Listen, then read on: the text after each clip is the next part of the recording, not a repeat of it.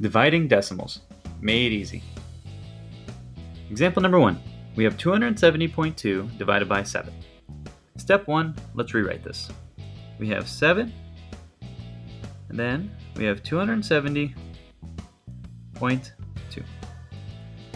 One thing we need to remember is that the 7 does not have a decimal point, and the inside there's a decimal point there. Since there's only a decimal point on the inside, all we do is we bring the decimal point up. So our decimal is going to be right there. Now we go ahead and divide as normal. If you need help dividing, click on this link. I made a video on it. 7 cannot go into 2, but 7 can go into 27 3 times. 3 times 7 is 21, and we subtract those numbers. We'll get a 6. We bring down the 0, so it becomes 60. 7 goes into 60 8 times. 8 times 7 is 56. And then we go ahead and subtract these numbers. What we get left is a 4. We bring down the 2. 7 goes into 42 6 times. 7 times 6 is 42.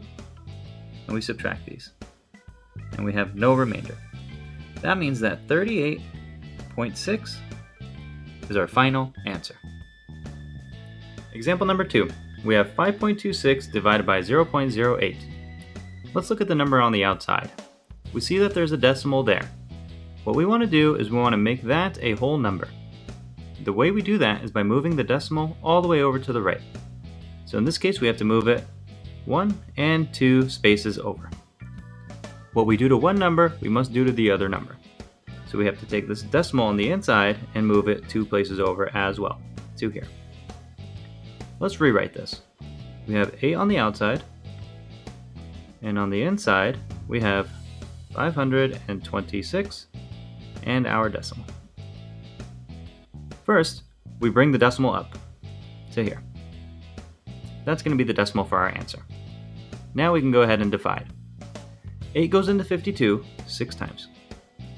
6 times 8 is 48. And we subtract those. What we're going to get is 4. We bring down the 6 to here. 8 goes into 46 5 times. 5 times 8 is 40. Subtracting these, what we have left over is 6. Since there are no other numbers for us to bring down, we add a 0, and we bring that down. 8 goes into 60 7 times. 7 times 8 is 56. And we subtract those. What we have left is a 4. We do the same process. Since 8 cannot go into 4, we add a 0 and we bring it down to here. Now, 8 goes into 40 5 times. 5 times 8 is 40, and we subtract those. Now we have no remainder.